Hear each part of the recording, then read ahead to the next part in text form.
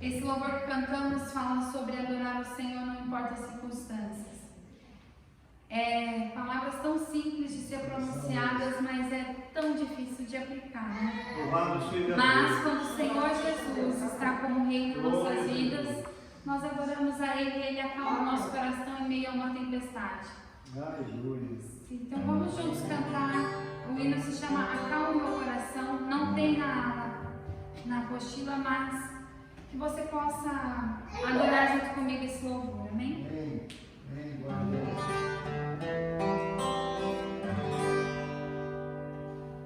Não quero interromper o seu silêncio, ó Pai, mas é só orando que eu encontro paz. O vento da aflição quer apagar a chama da minha adoração.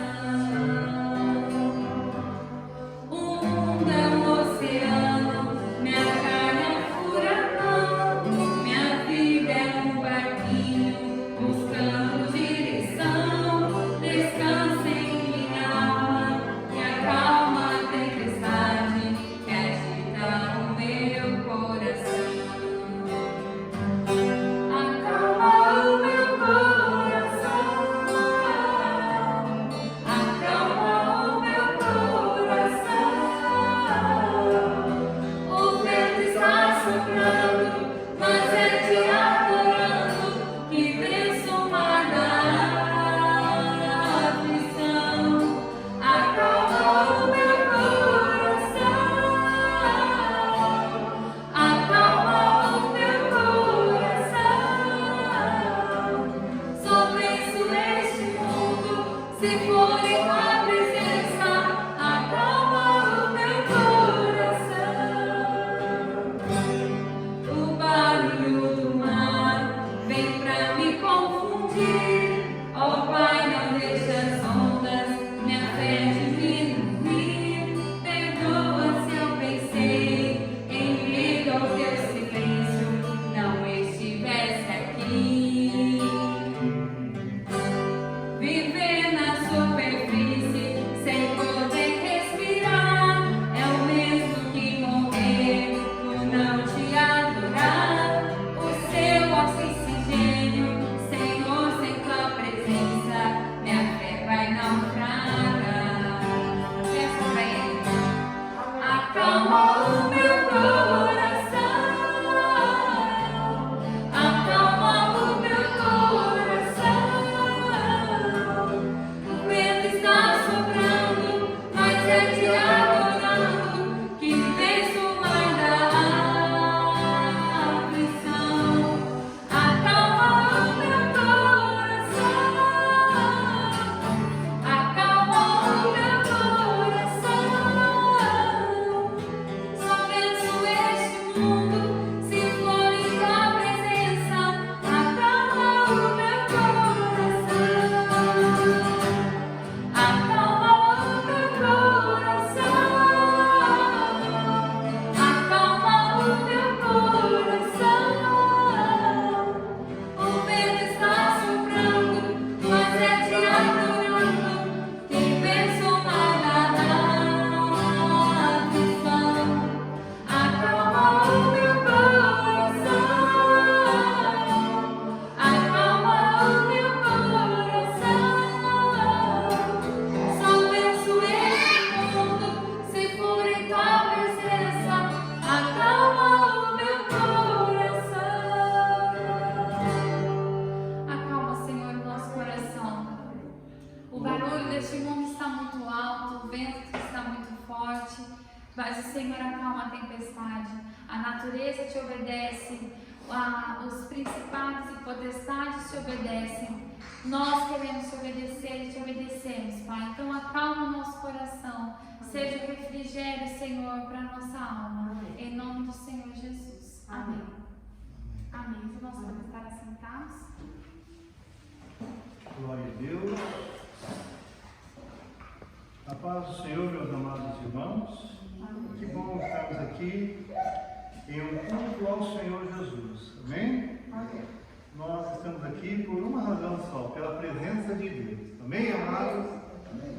nós sabemos que Deus está aqui. Irmãos, é tão gostoso louvar a Deus, tão gostoso adorar o Senhor. Estava conversando com o Leandro ali, né? São momentos muito especiais, que toquem o nosso coração. E nós, quando cantamos, adoramos ao Senhor, nossa alma está realmente em contato, em comunhão com o Senhor. O Espírito Santo trabalha em nós. E esses hinos que nós cantamos são palavras, letras que tocam em nosso coração. Amém, irmão? Realmente é só na presença de Deus que nós vencemos o mar da aflição, não é? E como a gente precisa que o Senhor mesmo calme o nosso coração, não é? Nos dê paz no meio de tanta luta, de tanta turbulência, mas com a presença de Deus nós podemos realmente sentir toda essa diferença, como é maravilhoso servir a Deus. Eu quero meditar com os irmãos sobre os filhos da luz. Em Efésios capítulo 5, nós vamos ler do verso 1 ao verso 21. Glória a Deus. Os filhos da luz, Efésios 5, do verso 1 ao verso 21. Glória a Deus. Amém? Amém. Sede, pois, imitadores de Deus como filhos amados, e andai em amor, como também Cristo nos amou e se entregou a si mesmo por nós, como oferta e sacrifício a Deus em aroma suave. Mas a impudicícia e toda sorte de impureza ou cobiça nem sequer se nomeia entre nós, como convém a santos. Nem conversação torpe, nem palavras vãs ou chocarrices, coisas dessas inconvenientes, antes, pelo contrário, ações de graça. Sabei, pois, isso: nenhum incontinente ou impuro ou avarento que é idólatra tem herança no reino de Cristo e de Deus. Ninguém vos engane com palavras vãs, porque por essas coisas vem a ira de Deus sobre os filhos da desobediência. Portanto, não sejais participantes com ele, pois outrora erais trevas. Porém agora sois luz do Senhor, andai como filhos da luz. Porque o fruto da luz consiste em toda bondade, justiça e verdade, provando sempre o que é agradável ao Senhor. E não sejais cúmplices nas obras infrutíferas das trevas, mas antes, porém, reprovai-as, porque o que eles fazem oculto, o só referir é vergonha. Mas todas as coisas, quando reprovadas pela luz, se tornam manifestas, porque tudo que se manifesta é luz. Pelo que diz: desperta, ó tu que dormes, levanta-te dentre os mortos, e Cristo te iluminará. Portanto, vede prudentemente e comandai, não como necios, e sim como sábios, remindo o tempo, porque os dias são maus. Por esta razão, não vos torneis insensatos, mas procurai compreender qual a vontade do Senhor. E não vos embriagueis com vinho, no qual há dissolução, mas enchei-vos do Espírito, falando entre vós com salmos, entoando e louvando de coração ao Senhor, com hinos e cânticos espirituais, dando sempre graças por tudo a nosso Deus e Pai, em nome de nosso Senhor Jesus Cristo, sujeitando-nos uns aos outros no temor de Cristo. Amém? Amém. Texto fantástico, né? Amém. O apóstolo Paulo deixou para nós uma visão doutrinária sobre a vida cristã realmente maravilhosa. E esse texto em especial, ele faz uma comparação, ele faz aí, deixa clara a diferenciação entre luz e trevas, entre os filhos da luz e os filhos que seguem os padrões deste mundo, não é? Acho que nós já temos assim em mente algo bem claro, que a conversão é uma passagem de uma realidade para outra realidade. Isso é, há uma mudança, não é? A conversão, ela não é só um fator religioso.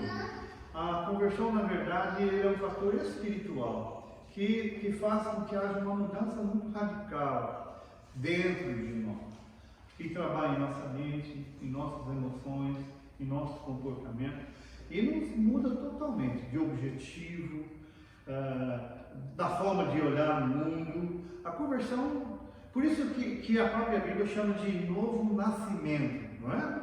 E quando a gente fala em nascimento, nós estamos falando de um início, de uma vida nova. Então, é bom a gente ter isso em mente. A conversão cristã, isso é a nossa conversão a Cristo, ela não é um remendo na nossa vida, ela não é um acerto, ela não é ali como se você fizesse uma reforma, né? Não é nada disso, não é uma casa velha que você reforma a casa.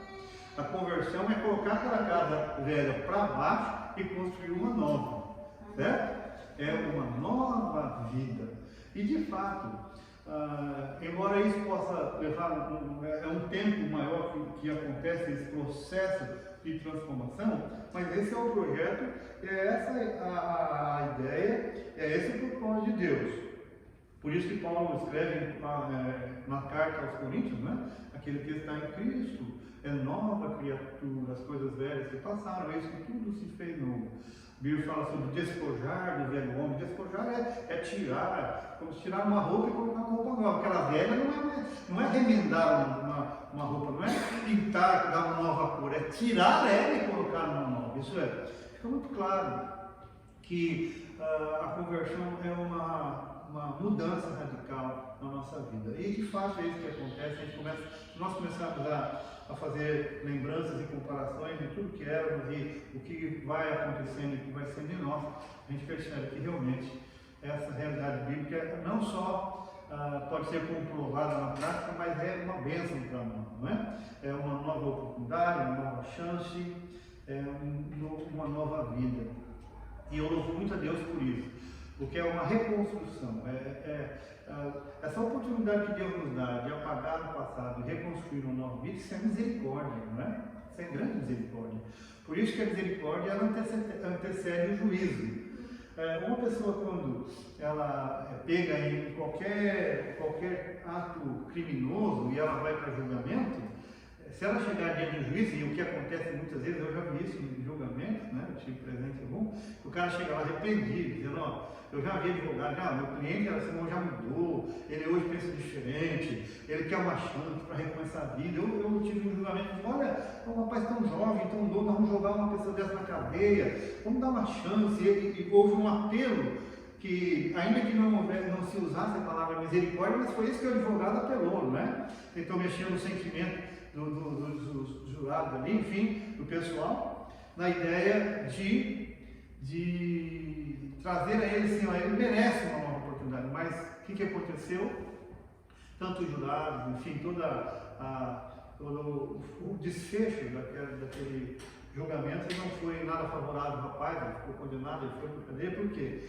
Porque o próprio promotor deixou bem claro que ali não era um lugar em que se buscava perdão, mas sim era uma casa de justiça, onde haveria de ser dado o veredito baseado na justiça e não na compaixão e misericórdia. Então, é muito triste quando você elimina a ideia da misericórdia.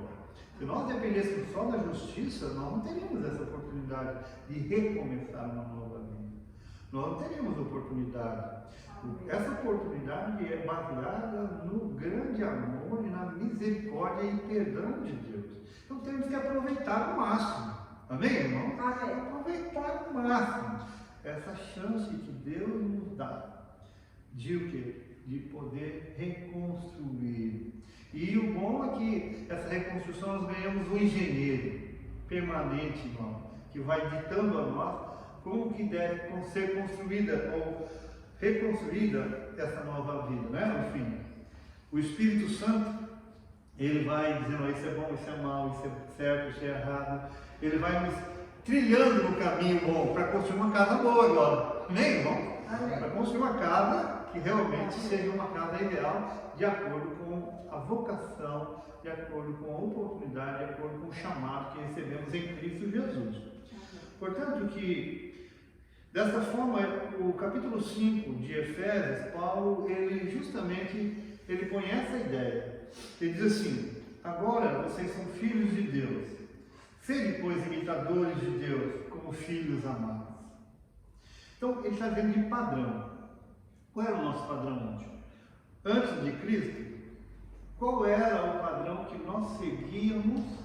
Qual era, quem ditava? Nós imitávamos quem? Certo? Porque ele está falando aqui agora de padrão, ser imitadores de Deus. Então você fala assim, Deus é assim, eu vou fazer igual. Ele está colocando um padrão. Eu pergunto, na vida anterior, na vida sem Deus, na vida no pecado, qual era o nosso padrão? Você pode abrir sua Bíblia em Efésios, capítulo 2.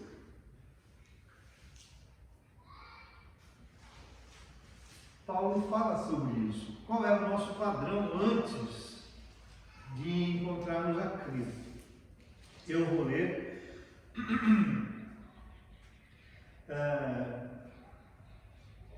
Vamos ler do 1 ao 5, pelo menos. Depois poderia pegar um contexto maior, mas vamos ler até o 5 por enquanto.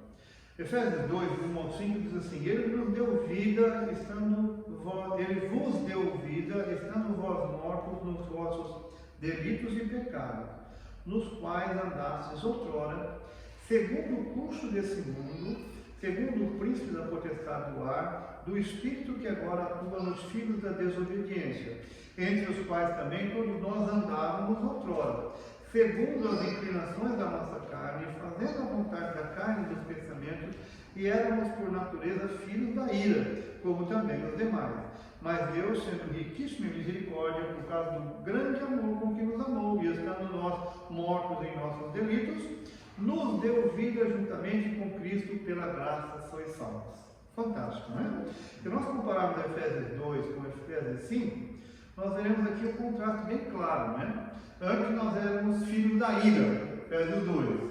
Efésios 5 nós somos filhos amados de Deus. Olha a diferença.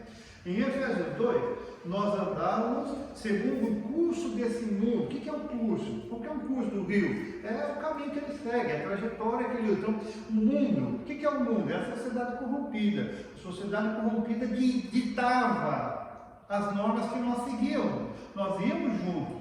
Então nós andávamos segundo o curso do mundo, segundo o príncipe da potestade do ar. Está falando das obras do poder maligno, do espírito que agora atua nos filhos da desobediência. Então, além de seguirmos o curso do mundo, seguimos o poder das trevas, Satanás com seus pensamentos.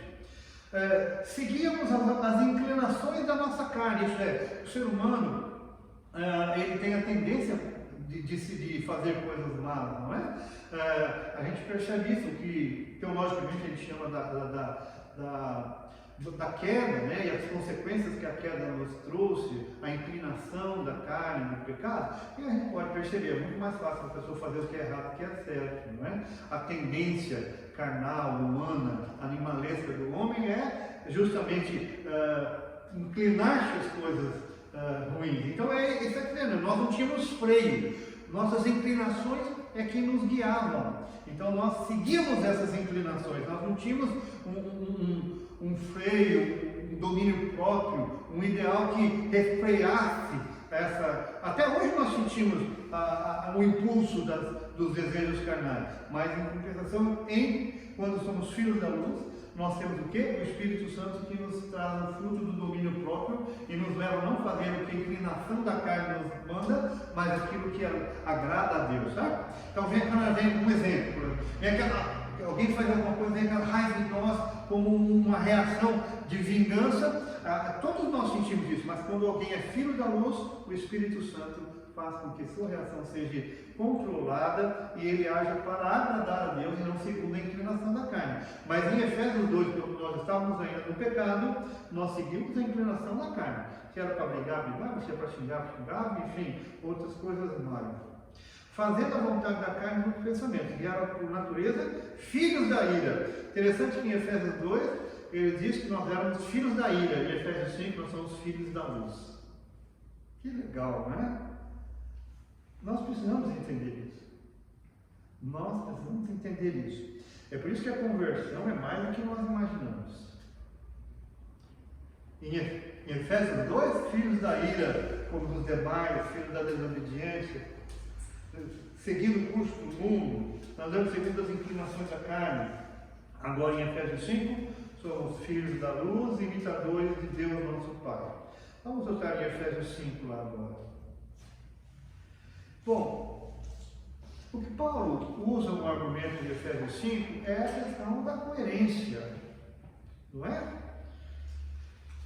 Se Deus me tirou do mundo de pecado, se Ele me tirou pela sua graça e misericórdia, como Efésios 2 diz, mas pela graça sois salvos, pela misericórdia de Deus, pelo muito amor que Deus nos amou, então agora qual é o padrão? Eu tenho que mudar meu padrão. Amém, querido? Eu tenho que mudar o meu jeito. Vamos imaginar o seguinte: se nós estivéssemos perdidos no mundo, sem ninguém para cuidar de nós, ou vivendo de acordo com nossa mente dissoluta. A partir do momento que alguém nos ama e nos leva para a sua casa, nós passamos a ser cuidados por aquela pessoa, nos dá um banho, roupa nova, uma vida digna, arruma um emprego, devolve-nos ou nos dá uma vida digna, o que eu tenho que fazer? Eu tenho que seguir o padrão daquela casa. É mais do que justo isso, certo? Vamos dar um exemplo bem comum. O que acontece? Quando, existe o que as pessoas chamam aí de algum estudante que está no Brasil vai fazer um curso, por exemplo, lá na Europa, nos Estados Unidos, que acontece muito. Tem um nome disso aí, né, Marcelo? Intercâmbio. Como? Intercâmbio. Intercâmbio. Obrigado, Marcelo. Então, está aqui, o jovem está aqui, a Caetana está aqui, está grandona e tal, vai fazer intercâmbio na Europa, está lá na Alemanha. O que acontece? A partir do momento que ela é recebida por aquela família, e aquela família dá o suporte, então o que ela tem que fazer? Olha, ela tem que se adequar à vida da família, concorda? Ela vai ter que o quê? É mais do que justo de que ela se encaixe dentro da realidade e procura até imitar um pouco do que aquelas pessoas vivem, certo? Até para criar um ambiente favorável e fácil de mudar. O que Efésios 5 está dizendo é exatamente isso. Deus nos pegou lá do mundo, certo? Com todas as nossas bagagens de erros, defeitos, e Ele não olhou para nada disso. Ele pega e nos traz para a sua casa. E nos chama de filhos. Nos dá a dignidade de filho amado. Então, mais do que justo que o quê? Nós venhamos a viver uma vida imitando esse Deus, digna dessa casa, digna da oportunidade que nós recebemos. Concorda comigo? É isso que Paulo está dizendo aqui. Então ele começa, até no verso 21 que nós lemos, ele começa a confrontar. Ele começa a dizer assim, olha, na desobediência é comum mentir, é comum fazer isso. Essa é a conduta aqui. Mas agora não, nós somos filhos de Deus. E vamos andar como filhos de Deus, imitar a Deus, seguir o padrão divino. E ele começa a falar sobre algumas coisas fantásticas, né? A primeira coisa que ele diz é assim, olha, ele vai nomear algumas coisas que não pertencem mais à luz. Ele vai dizer assim, toda impudicícia, toda sorte de impureza, cobiça, são coisas, isso aí nem se nomeia entre vós, são coisas que nem se fala, isso aí não pertencem mais. Pessoa maliciosa, impura, cobiça, essas coisas não pertencem mais à nossa casa. Como convém a santos, olha, ele já nos dá, olha a identidade que ele nos dá, filho de Deus e santo, né? Ele diz, não é conversação forte, palavras vãs, chocarrice, elas são inconvenientes, essas coisas são inconvenientes para os filhos da luz. Antes, pelo contrário disso, o que é conveniente para o povo de Deus? Ações de graça. Ele diz, olha, inclusive assim, quem pratica isso, todo incontinente, impuro, avarento, hipócrita, assim, eles não têm herança no reino de Deus. Fica bem claro essa separação que Paulo diz aqui em relação ao Efésios 2 e 5, né? O verso 6, eu acho interessante o que Paulo nos chama a atenção. Ninguém vos engane com palavras vãs. Ninguém vos engane. Olha, é uma parte pequena do texto, mas olha a importância disso. O que nos deixa bem claro aqui, o ensino de Paulo é que havia alguém, era possível, talvez seria algo que já acontecesse ali, tá? Como Paulo escreve a carta a Efésios, ele está escrevendo para novos convertidos. Se você pegar a escritura da carta, você vai ver que ele fala sobre salvação, sobre. É como se fosse uma ministração a novos convertidos, né? Então vamos imaginar que Paulo, ele está vendo aqui a ideia assim, que havia no meio das pessoas alguém que disse, não, Deus nem liga para isso, pode fazer que Deus, o importante é seu coração. Sabe? Dá-nos a entender que havia uma ministração, havia pessoas que palavras vãs. Existiam pessoas que ensinavam coisas que contrariavam o princípio da pureza, que contrariavam o princípio de que já que eu estou em uma nova vida, minha conduta tem que ser diferente, não é? Então ele diz assim, ó, não dê ouvidos às pessoas que falam coisas inúteis, coisas erradas, coisas que procuram tirar esse ensino, né? Ninguém vos engane com palavras vãs, porque por essas coisas vem a ira de Deus sobre o filho da desobediência. Deixa claro, quem desobedece, quem vive dissolutamente, quem vive de forma errada, a ira de Deus está sobre ele. Por quê? Olha, veja bem, lembra de Efésios 2? Lá era filhos da ira e andava segundo o príncipe desse mundo, o curso do mundo, e eles eram filhos da ira. Então, se eu andar no curso do mundo, enfim, se eu tiver a mesma conduta do Efésios 2, eu volto a ser filho da ira. Olha como o comportamento tem muito a ver com a filiação, a vida, a escolha que nós fazemos, não é? O verso 8, irmãos, é fantástico. Eu vou aqui, ó. Pois outrora eres trevas, porém agora sois luz do Senhor, andai como filhos da luz. Ó, outrora eres trevas, porém agora sois luz no Senhor. Então ande como filho da luz. Amém, irmão? Amém. Bom, quais são algumas características da luz?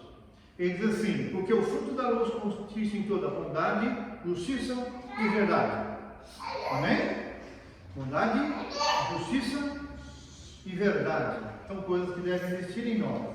Bondade, justiça e verdade. Essas coisas são características próprias e claras dos filhos da luz, do reino da luz. Deus é bondade, Deus é amor. Então a bondade faz parte. Toda vez que eu deixo a bondade fluir em mim, eu estou imitando Deus. Lembra do verso 1, ser imitadores de Deus?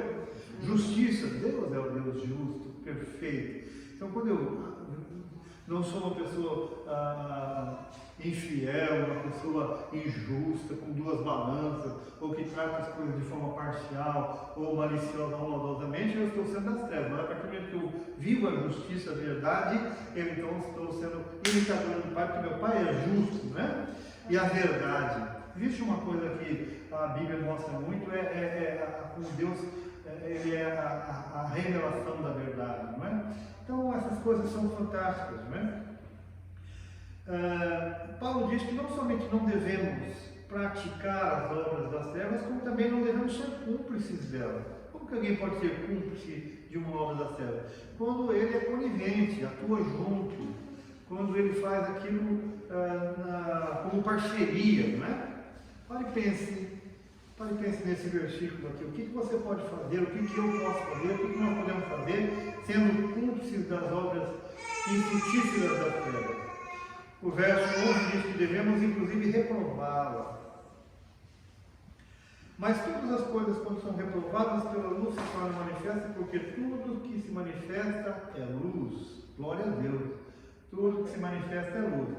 Eu estou me lembrando aqui de João 3, não é? Quando Jesus fala assim que Deus amou o mundo de tal maneira, deu o seu Filho de gente para que todo aquele que nele crê não pereça, mas tenha vida eterna. Depois ele explica na continuação do raciocínio dele. Porque ele diz assim, aquele que pratica o bem, ele se aproxima da luz, para que suas obras sejam conhecidas. Mas aquele que pratica o que é mal, ele foge, ele não vem para a luz, para que suas obras não sejam manifestas, não sejam reclamadas.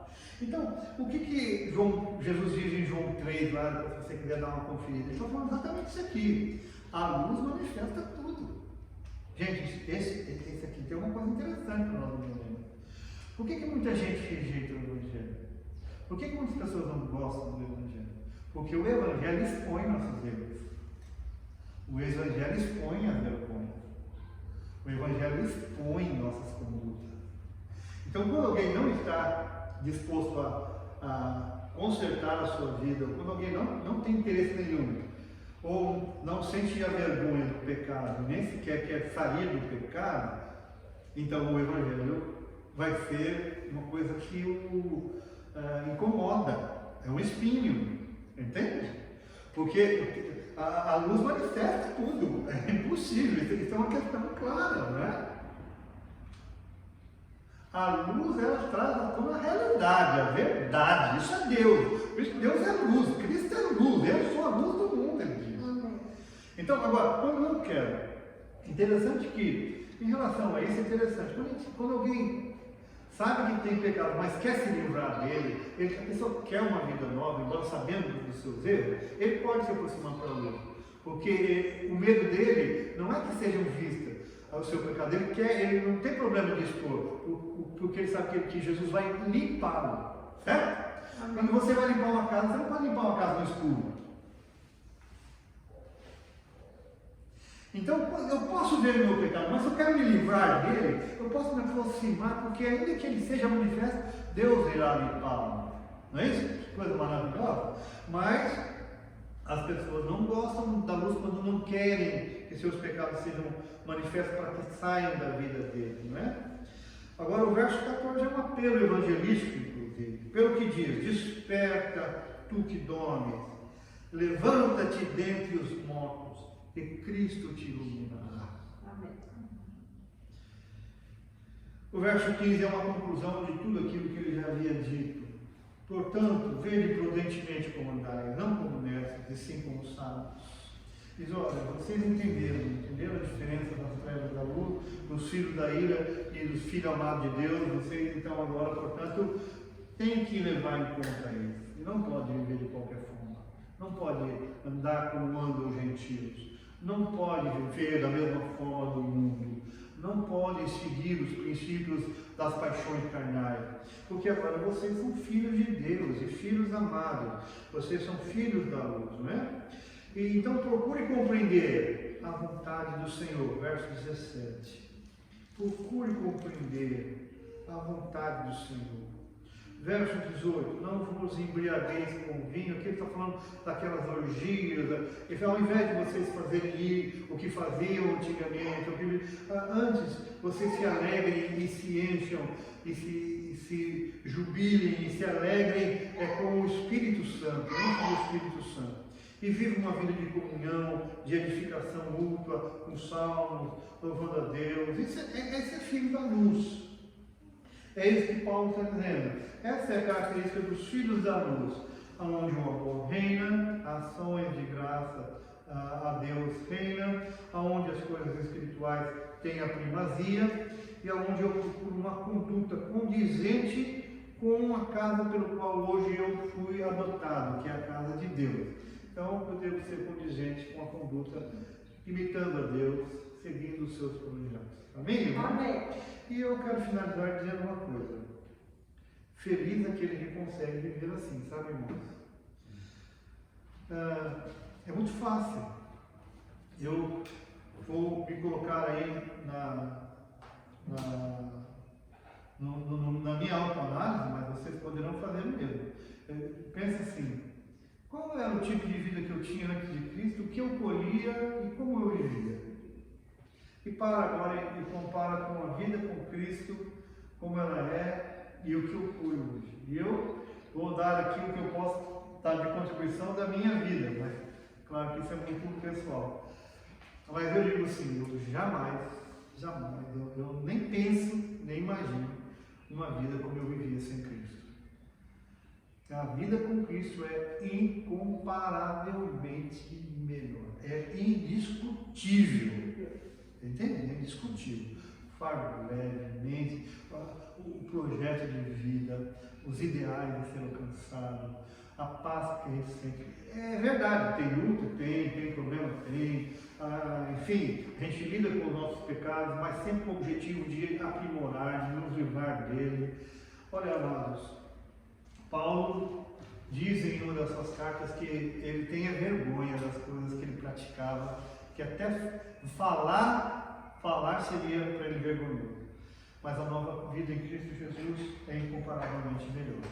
Portanto, o que eu quero deixar registrado para os irmãos é isso: éramos filhos da ira e andávamos segundo o curso desse mundo e o príncipe das trevas. Mas agora que nós somos da luz, filhos amados de Deus, filhos da luz, devemos então ver prudentemente como nós andamos. Não segundo mais o curso deste mundo, mas como filhos de Deus, procurando agradar, compreender a sua vontade e fazer a sua vontade. E além de nós colhermos frutos fantásticos para a nossa vida, além de nós aumentarmos a nossa comunhão com Deus, na verdade nós daremos a esse mundo uma chance de, através do brilho da luz de Deus em nós, para que eles também possam ter essa oportunidade de, vendo a luz de Deus brilhando em nós, para que eles sejam atraídos para essa luz e possam passar de Efésios 2 para Efésios 5. Amém? Amém. Vamos colocar em pé e vamos fazer uma oração instante. Muito obrigado, meu Deus, pela tua palavra. Te louvamos, Senhor, como tu és maravilhoso em nos ensinar e nos ajudar. Obrigado porque pela tua graça nós somos salvos. O Senhor nos deu a chance poderosa de reconstruir, de reiniciar, de iniciar uma vida nova, totalmente nova, baseada nas coisas do céu, como filhos amados. Nos ajude, Senhor, a não sermos enganados por vãs palavras ou ensinos enganosos, mas nos ajude a entender de fato, ó Deus, a necessidade de sermos prudentes e olharmos como andar, como viver, as escolhas e atitudes que temos. Não mais como outrora, seguindo o curso desse mundo, mas agora sendo imitadores do Senhor, que é o nosso Pai, que nos salvou. Andando na luz, vivendo na luz e procurando agradar o Senhor em todas as coisas, tendo como fruto a luz, a bondade, a justiça, a verdade, brilhando e sendo primazias em nossa vida. Nos ajude a não sermos cúmplices das obras infrutíferas das trevas, mas que nós possamos renovar pela nossa conduta, pela nossa vida, pela nossa consciência, que nós possamos praticar aquilo que é bom e agradável a Ti. Aceita a minha gratidão por esse culto, por esse momento. Abençoe todos os irmãos, dá-nos a Tua graça e guia-nos pelo Teu Espírito Santo. É o que nós te pedimos, em nome de Jesus. Amém?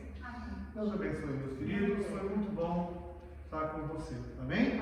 Esse é o nosso culto para o nosso Deus. Que Deus abençoe a todos em nome de Jesus. Amém.